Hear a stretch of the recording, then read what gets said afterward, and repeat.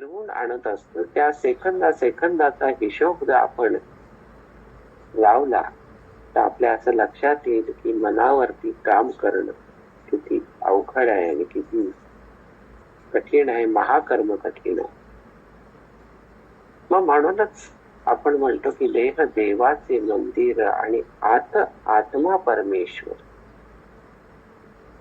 आता आत्मा परमेश्वर कसा आहे की जशी दुधामध्ये साखर मिसळून जावी, जसं दुधामध्येच लोण्याचा जसा अंतर्भाव असतो की त्यावरती प्रोसेस केल्याशिवाय लोणी निघू शकत नाही, तर त्या दुधामध्ये जसं लोणी अदृश्य स्वरूपात असतं, त्या स्वरूपातच परमात्मा आपल्या अंतरंगामध्ये व्यापून राहिलेला असतो. त्या व्यापून राहिलेल्या परमात्म्याला शोधण्यासाठी तर अंतरीच्या रामाला साथ घालायची असते.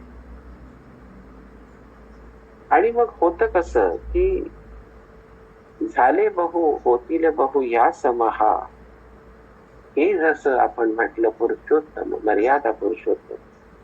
मग मर्यादेचा दुसराच अर्थ असा आहे लक्ष्मण, लखन. मग ती लक्ष्मण रेषा म्हणजेच मर्यादा.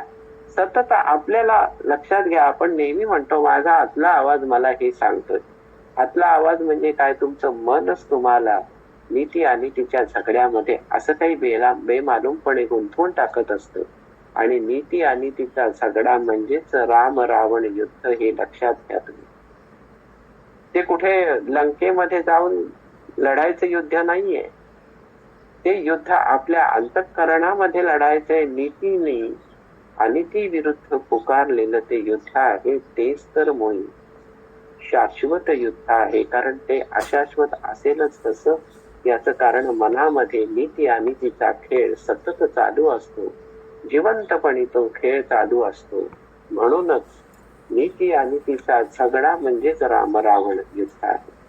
मग संपूर्ण रामायण हे आपल्या अंतरंगामध्ये कशा स्वरूपामध्ये सतत दृग्गोचर होत असतं, सतत प्रगट होत असतं. कसं आहे? मग त्यामध्ये कौशल्यारूपी सत्वशीलता असते, सात्विकता असते, सुमित्रारूपी समन्वय असतो, जोडून घेण्याची कला. अरे जरा जोडून बघ, अरे जरा जोडकाम कर, माणसं जोडायचा प्रयत्न कर. आयसोलेटेड राहण्यात काय अर्थ आहे? मग सुमित्रारूपी समन्वय, दोन व्यक्तींमधला समन्वय म्हणजेच मनाचं तार जुळणं. हा समन्वय साधणार कोण आहे? तर ती सुमित्रा आहे.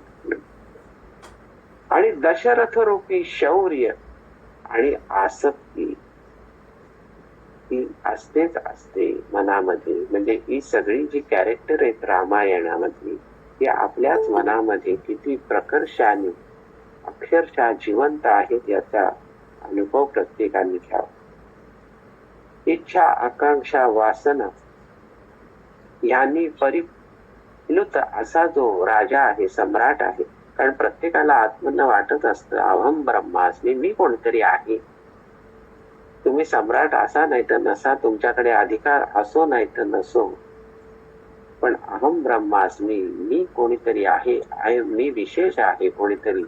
ते विशेषत्व म्हणजे दशरथाचं प्रतीक आहे. इच्छा, आकांक्षा, वासनेचं प्रतीक आहे. पुत्रकामेष्टी इच्छेपोटीच केलेला होता. का केलेला होता? मग इच्छा, आकांक्षा ही कामनेच्या पोटीच सगळ्या निर्माण होणाऱ्या या गोष्टी आहेत. वासनेच्या पोटी त्याचं प्रतिनिधित्व करणारा तरी सुद्धा जो शूरवीर आहे, निधड्या छातीचा आहे, देवांनाही त्यांच्या बाजूने युद्धामध्ये सहकार्य करणारा आहे, तो दशरथ सुद्धा आपल्या मनामध्ये असतोच असतो. मग कैकेयी रूपी आत्ममग्नता असते. आत्ममग्न असतो, स्वतःवर प्रेम करणारा असतो मनुष्य. प्रत्येक मनुष्य स्वतःवर प्रेम करतोच करतो. हे जर केलं नाही तर तो दुसऱ्यावरती प्रेम करेलच कसा. आधी स्वतःचा जीव प्यारा असतो, तेव्हा दुसऱ्याच्या जीवाची चिंता असते. आधी स्वतःवर प्रेम असतं, तेव्हाच दुसऱ्यावरती प्रेम बसू शकतं. मग ते प्रेम कोणत्याही स्वरूपाचं असो, ते मातेचं प्रेम असो, पित्याचं असो, पुत्राचं प्रेम असो, प्रेयसीचं प्रेम असो, पत्नीचं प्रेम असो, काही असो. प्रेमाला भाषा दुसरी नसते, पण प्रेमाचं हे रूपक जे आहे ते आत्ममग्नतेवरतीच जास्ती करून स्थित असतं. मग कैकेयी आत्ममग्नता, ही मनामधली आत्ममग्नता म्हणजेच कैकेयी आहे. आणि मग त्या आत्ममग्नतेला, एककल्लीपणाला चिथावणारी नकारात्मकता कोण आहे? तर ती मंथरारूपी नकारात्मकता प्रत्येकाच्या अंतरंगामध्ये वसलेली आहे. बघा, रामराया तर अंतरामध्ये आहेतच, कारण ते नायक आहेत ना रामायणाचे. मग ही सगळी पात्र त्यांच्या भोवती फेर धरून उभी आहेत. कशासाठी? तर आपल्याला हे जाणवून देण्यासाठी की अरे, हे रामायण कुठे सतत पाठ करून म्हणण्याची गोष्ट नाहीये. ते अंतरंगामध्ये जे रामायण उभं आहे ना, त्या रामायणाकडे पाहणार कधीतरी, त्या रामायणाच्या व्यक्तिरेखा तू अंतरंगामध्ये अनुभवणार तरी कधी? आणि मग तिथे मंथरारूपी नकारात्मकते बरोबरच लक्ष्मण रूपी मर्यादा असते. आणि ती कशी असते? तर लक्ष्मण रेषेच्या रूपाने ती मर्यादा असते. आणि त्या लक्ष्मणाबरोबरच त्याची जी पत्नी आहे उर्मिला, जिचा उल्लेख रामायणामध्ये फक्त ओझरता आहे, वास्तविक तिने जे काही त्याग केलेला आहे की नवरा 14 वर्ष बरोबर वनवासाला निघालेला आहे. आता त्याचा वियोग आहे, पण तरी सुद्धा त्याची वाट मी पाहिन, ह्या भावनेपोटी जिने पातिव्रत्याचा कळस गाठला ती उर्मिला, ती ही लक्ष्मणाबरोबर मर्यादा पुरुषोत्तम रामाबरोबर त्या लक्ष्मण रेखेच्या मर्यादेतच राहिलेली आहे. म्हणून उर्मिलाही तिथे आहे. आता भरतरूपी बंधुभाव काय असतो? तो भरतरूपी बंधुभाव आतमध्ये जो अंतरंगात आहे, जे प्रेम आहे, तेही असत. मग शत्रुघ्न रूपी साथ संगत असते, सोबत असते. शत्रुघ्न कोण आहे? सहचारी आहे, सहेला आहे. आणि तो घनिष्ठ तुमचा आप्तही आहे. कुठला आप्त आहे? आपल्या अंतरंगात असलेलाच आप्त आहे. आप्त म्हणजे कोणती वेगळी व्यक्तिरेखा नव्हे, वेगळा मनुष्य नव्हे. आणि ह्या सगळ्यामध्ये जो सर्वार्थाने कार्यरत असतो, यांचा सगळ्यांचा दास कारण होईल, तो या सर्वांच्या चरणाशी लीन आहे. तो हनुमंत रूपी प्राण आपल्या शरीरामध्ये असतो. म्हणूनच आपल्या आयुष्याला अर्थ आहे. प्राणाचं उत्थापन झालं, प्राण जर शरीरातून निघून गेला तर आपण काय म्हणतो? अहो, कलेवर आहे, त्याच्यात काही राम नाही. मग त्याच्यात राम नाही म्हणजे नेमकं काय? प्राणच निघून गेलेला आहे, प्राणाचं आवागमन थांबलेलं आहे. मग ते प्रेत आहे, प्रेतामध्ये राम कसा असेल? राम हा रंध्रारंध्रामध्ये चैतन्यामध्ये, चैतन्य स्वरूपामध्ये आविष्कारित झालेला असल्या कारणाने राम तत्व हे रंध्रामध्ये, अंतरामध्येच राहतो. आणि अंतरातला हनुमंत जेव्हा प्राणाचं उत्थापन करतो, तेव्हा रामतत्वही त्याच्या खांद्यावर बसून निघून जातो अंतरातलं त्या देहापुढे. ही प्रत्येकाच्या देहाची अंतिम अवस्था आहे. म्हणूनच कदाचित म्हणत असतील अंत्यसंस्काराच्या वेळेला श्रीराम श्रीराम. रामरायाचं नाव घेतलं जातं तिथे. का घेतलं जातं? की सगळ्यांना ते माहित आहे, शास्त्राप्रमाणे माहिती आहे की ह्या देहामध्ये आता राम उरलेला नाही. पण ह्या देहाला जर पुढची काही गती असेल, पुढचा जन्म असेल, तर त्या जन्मामध्ये निदान रामतत्वानी त्याच्यावरती कृपा करावी, ह्या उद्देशाने त्या अंतिम संस्काराच्या वेळेला रामाचं नाव घेतलं जातं. मग असा आहे राम हा आपला. आणि मग हनुमंत रूपी प्राण कसा आहे?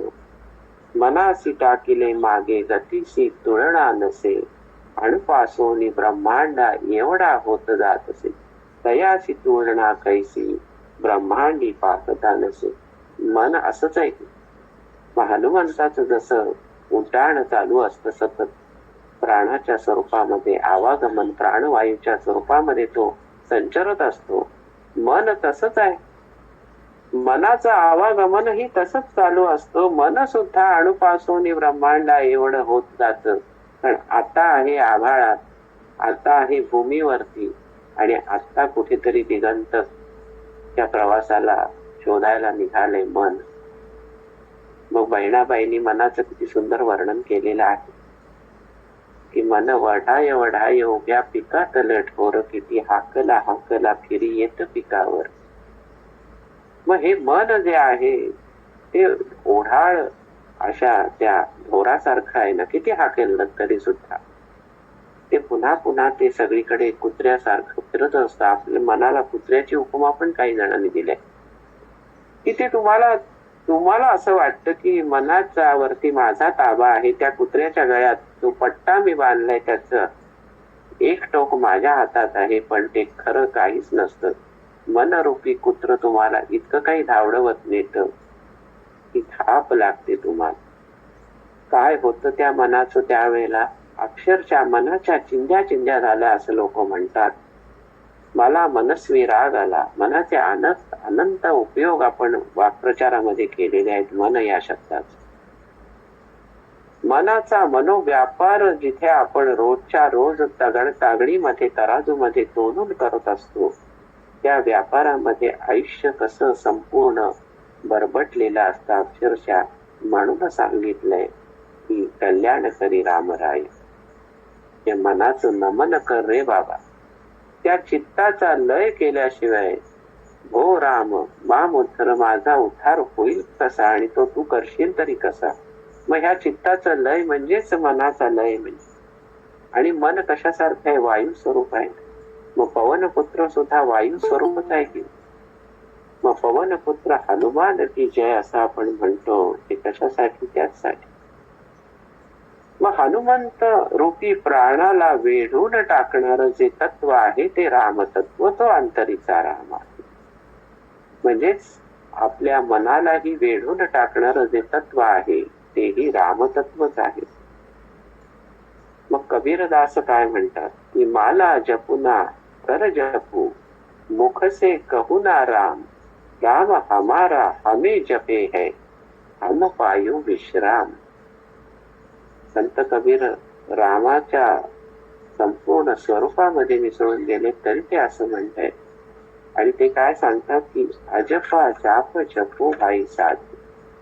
कसा जप करायचे, सासो की कर माला, अजपा जाप जपो भाई साध. त्याच्यासाठी साधन हवंय का कुठलं?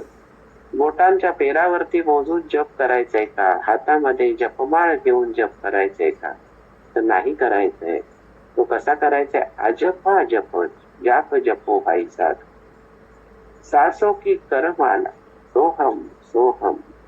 श्वास आपल्या जन्मापासून, आपण मातेच्या गर्भात रुजल्यापासून जिथे आपला श्वास थांबणार आहे त्या बिंदूपर्यंत सतत सोहम सोहम, आला श्वास गेला श्वास, या पद्धतीने जप चालू असतो. त्या अजपा जपावरती हे अंतरंग सोडून द्या आणि त्याला तिथे सांगा की मी जप कोणाचा करणार आहे, रामतत्वाचा. मग सासो की करमाला, अजपा जाप जपो भाई साधू.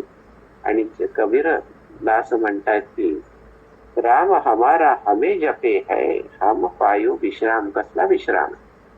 मग असं दृश्य येतं का तुमच्या डोळ्यासमोर, चित्र येतं का? कबीर कुठेतरी चारपाईवरती त्या खाटल्यावरती आरामात तंगड्या पसरून आराम फरमावतायत आणि त्यांच्या समोर रामराया त्यांचा आराध्य दैवत हा त्यांचा जप करतायत. असं नाहीये. हे वास्तवातलं चित्र नाही. चित्र काही रंगवता येतं.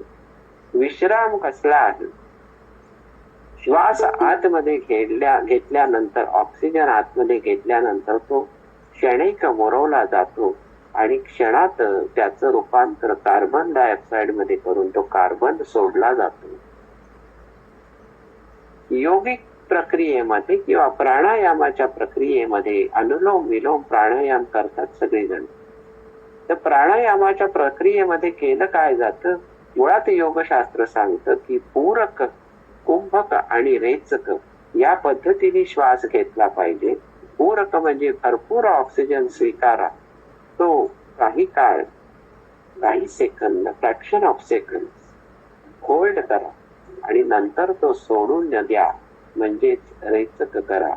तर कबीरदासांच्या ह्या हमपायो विश्रामाची जी एक अवस्था आहे ती ह्या अनुलोम विलोम प्राणायामामध्ये किंवा जे पूरक कुंभक रेचक आहे त्याच्यामध्ये तो विश्राम आहे. कुठे आहे?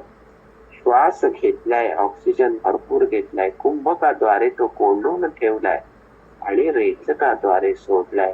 तो जो कुंभक आहे त्या कुंभकामध्ये स्थित होण्याची जी काही अवस्था आहे फ्रॅक्शन ऑफ सेकंड, तोच कबीरदास म्हणतायत माझा विश्राम आहे. मग कुठेतरी आरामात तंगड्या पसरून विश्राम करायचा नाहीये, तो कुंभक अवस्थेमध्ये केलेला विश्राम आहे. त्या विश्रामामध्ये म्हणजे त्या कोंडलेल्या अवस्थेमध्ये सुद्धा अंतरातला जप, अंतरातला रामच करणार आहे माझ्या, हे कबीरदास सांगतात. मग 12 वर्षातल्या एक साधक 12 वर्ष गोदावरीच्या पाण्यामध्ये उभा आहे. 13 कोटी रामनामाचा जप इतक्या काही निष्ठेने सुरू आहे आणि तोही सूर्य कुलोत्पन्न आहे. वडिलांचं नावच मुळी सूर्याजी पंत आहे. मूळ नाव आहे नारायण सूर्याजी पंत ठोसर कुलकर्णी.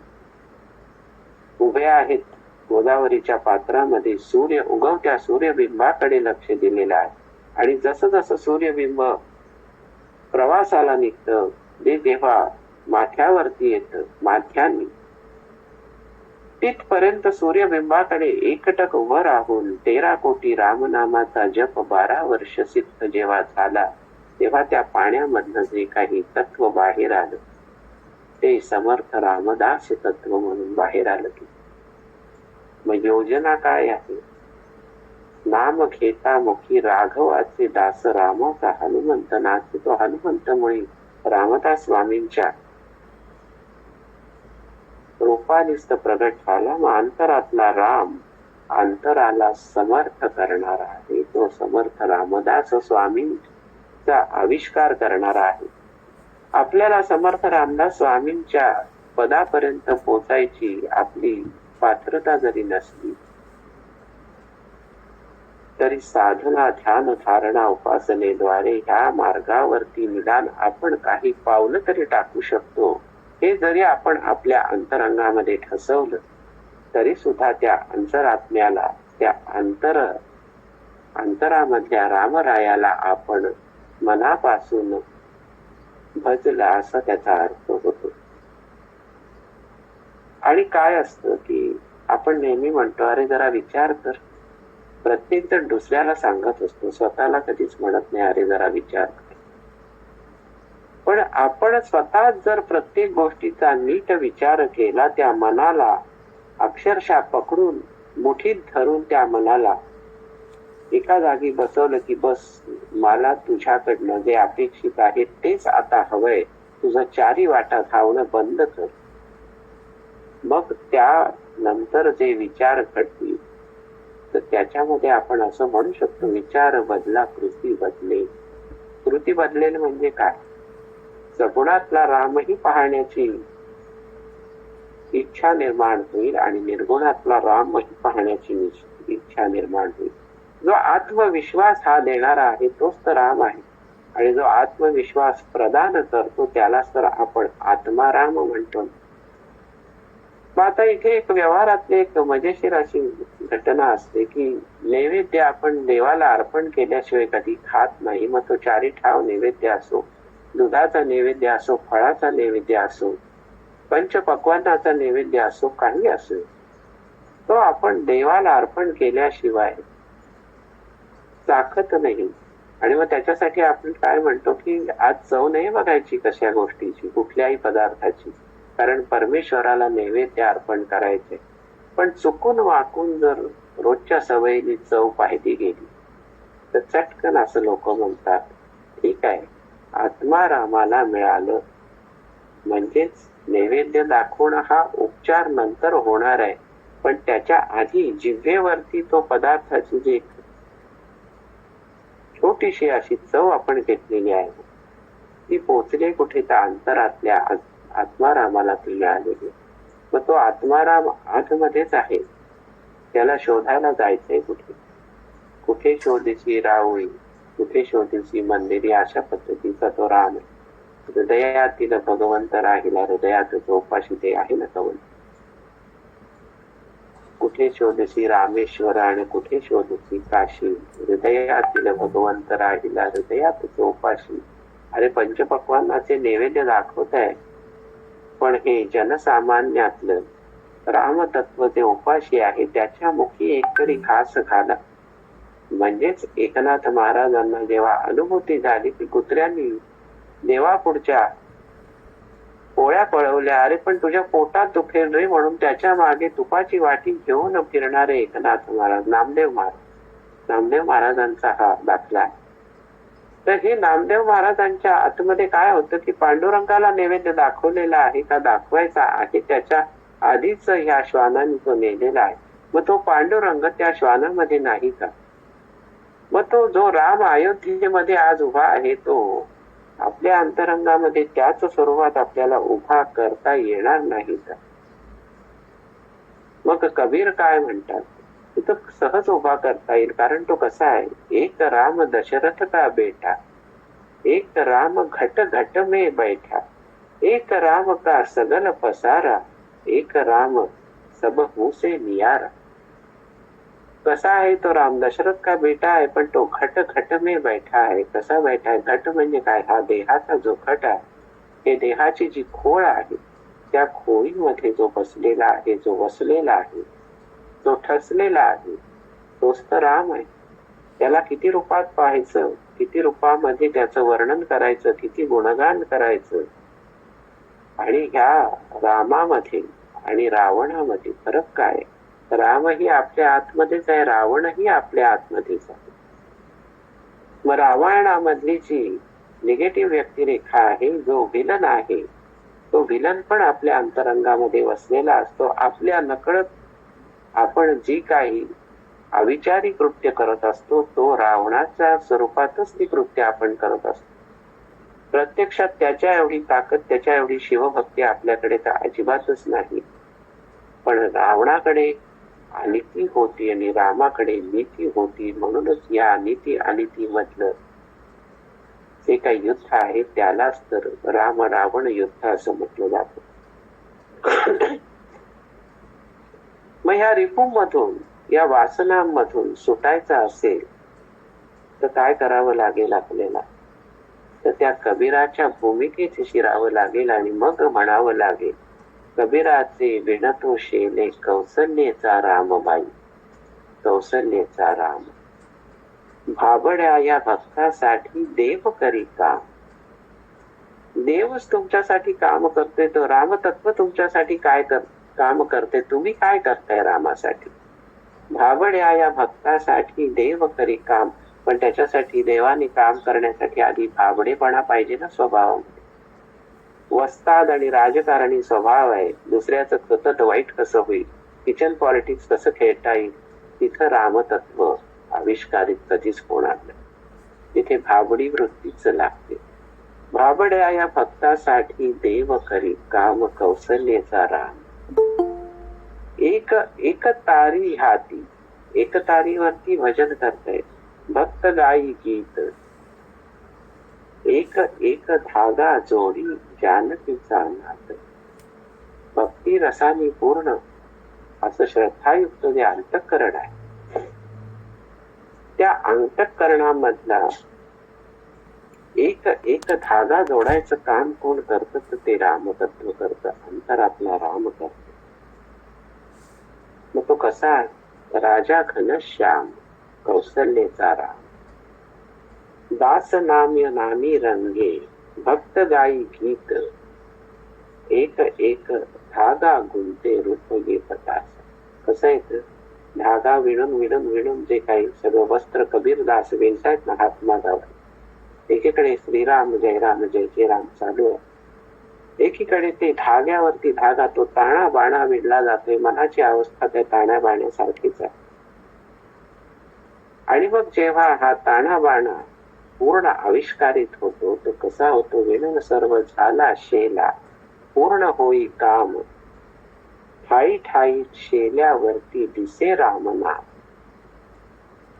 मग गुप्त होई राम, कौसल्येचा राम. ही अवस्था सांगितलेली. त्या मनाच्या शेल्याची इतकी काही भाबड्या पद्धतीने, इतकी काही प्रेमाच्या पद्धतीने, इतकी काही भक्तिरसपूर्ण अशी जी निर्मिती केली जाईल, तेव्हा तुमच्या असं लक्षात येईल की आपण स्वतःच रामस्वरूप झालोय आणि त्या शेल्यावरनं ते रामनामच गुप्त झाले. तो राम कुठेतरी गुप्त झाला. तो कुठे गुप्त झाला? तो कुठेही गुप्त झालेला नाही. तो अंतरात इतका काही ठसलेला आहे की मी आणि राम, राम आणि मी याच्यामध्ये वेगळेपणा कुठे दिसतच नाही. आणि मग तरी सुद्धा कुठेतरी काहीतरी असं म्हणावंसं वाटतं की आपलाच वाद आणि आपलाच संवाद जेव्हा आपल्याशी सुरू असतो की तर त्या आपुल्याच वादाशी आणि आपल्या संवादाची जी काही रचना सतत होत असते, जे बेडकाम होत असतं, ते करुणाष्टकांच्या द्वारे रामदास स्वामींनी किती चपखलपणे सांगितलेलं आहे. ती करुणाष्टक जरी नित्यपाठात असली तरी सुद्धा आपल्या असं लक्षात येईल की आपण ही सगळी मनाचीच वर्णन रामराया पुढे करतोय. आपल्या मनाचा कमकुवतपणा, आपल्या मनामध्ये जी सतत काहीतरी भीती दडलेली आहे, आपल्या मनात जे सतत जे काही धावणं सुरू आहे, जे विस्कळीतपणा आहे, आणि त्या विस्कळीतपणामध्येच त्या अंतरात्मा ठसवायचा असेल, तो रामराया त्या अंतरात ठसवायचा असेल, अंतरीचा राम हवा असेल, तर काय सांगावं रामाला की अनुदिनी अनुतापे तापदो रामराया, परम दीन दयाळ नीरसी मोह माया, अचपळ मन माझे नावरे आवरिता, तुझ विण क्षीण होतो धावरे धावा. आणि हे सगळं सांगूनही काय म्हणतात, भजन रहित रामा सर्वही जन्म गेला, स्वजन जनधनाचा व्यर्थ म्या स्वार्थ केला, रघुपती मती माझी आपुलेशी करावी, सकळ जन त्यजुनी कास तुझी धरावी, विषय जनित सुखे सौख्य होणार नाही, तुझ बिन रघुनाथा वोखटे सर्व काही, रघुकुलटी लतारे हित माझे करावे, दुरित दुरी हरावे, स्वस्वरूपी भरावे. काय मागणं मागितलं? माझं जे स्वरूप आहे त्याच्यामध्ये तुझं स्वरूप मिसळ, म्हणजे स्वस्वरूपामध्ये माझ्या तू निवास कर, हे रामदास स्वामींनी रामरायाला सांगितलेलं. अनेक तऱ्हेने हा, अनेक डायमेन्शननी हा रामराणा वर्णन करता येईल, आणि तो वर्णन कितीही केला तरी ते वर्णन अपुरच राहील. कारण मनाची व्याप्ती जशी मोजता येत नाही तशी रामतत्वाची व्याप्ती सुद्धा मोजता येत नाही. ते कितीही अमर्याद स्वरूपाचं तत्व आहे, ते आकाशालाही व्यापून उरलेलं आहे, ते कोटी ब्रह्मांडानेही व्यापून उरलेलं ते तत्व आहे, तेच तर रामतत्व आहे. आणि असंही म्हणावं असं वाटतं की कोटी ब्रह्मांडांनाही वेढा घालून जे येतं तेही सुद्धा रामतत्वरूपी मनच आहे ना. कारण मनाची निर्मिती कोणी केलेली आहे? परमेश्वराने, भगवंताने. आणि त्या मनामध्ये निवास करायला कोण येतो? तो भगवंतच येतो. मग त्याला तुम्ही राम म्हणा, आत्माराम म्हणा, काही म्हणा, ते तत्व त्याच पद्धतीने तुमच्याशी सतत खेळत असतं. इच्छा पाहिजे ते जाणून घ्यायची, शोध घेतला पाहिजे ते जाणून घेण्याचा. आणि देह बुद्धी ह्याच मार्गावरती लावायची इच्छा झाल्याशिवाय ते रामतत्व, तो आंतरीचा राम दिसणार कसं? आणि मग त्याच्यासाठी अनेक उपाय आहेत, अनेक साधना मार्ग आहेत. कुठल्याही साधना मार्गाचा अवलंब करा, कुठल्याही ध्यान पद्धतीचा अवलंब करा. कशासाठी? तो अंतरीतला रामराणा शोधण्यासाठी. मग त्या रामाला जर शोधायचं असेल तर आपल्याला तयारी किती करावी लागेल याचा जेव्हा विचार आपण करू त्यावेळेलाच आपण म्हणू कुठेतरी की कुठेतरी आता मी शोधायला सुरुवात केली, कुठल्या तरी जन्मामध्ये शोध पूर्ण होईल न होईल माहित नाही. कारण इथे एकीकडे म्हटलं जातं मोक्षाची सुद्धा वासना नको. मग मोक्षाची वासना नको हे जरी खरं असलं तरी रामतत्व माझ्या तत्वामध्ये मिसळावं ही वासना करायला काय हरकत. तिथे काही तुम्हाला बंदी नाहीये, कारण हा सगळा आतला खेळ आहे. हे आतलं डोकावणं आहे. मिटल्या डोळ्या आडचं हे दर्शन आहे. हळूहळू उघडी डोळे पाहितो कबीर. मग हे हळूहळू उघडी डोळे म्हणजे कुठले आहेत? मिटल्या डोळ्या आड अंतःचक्षुचे डोळे उघडायचे, तरच ते रामतत्व दिसणार. मग हे रामतत्व या सगळ्या स्वरूपांमध्ये आपल्या सगळ्यांच्या अंतःकरणामध्ये कायमच प्रगट व्हावं आणि त्या रामतत्वाचं नित्य दर्शन आपणाला व्हावं ही सदिच्छा व्यक्त करतो आणि आजच्या अंतरिचा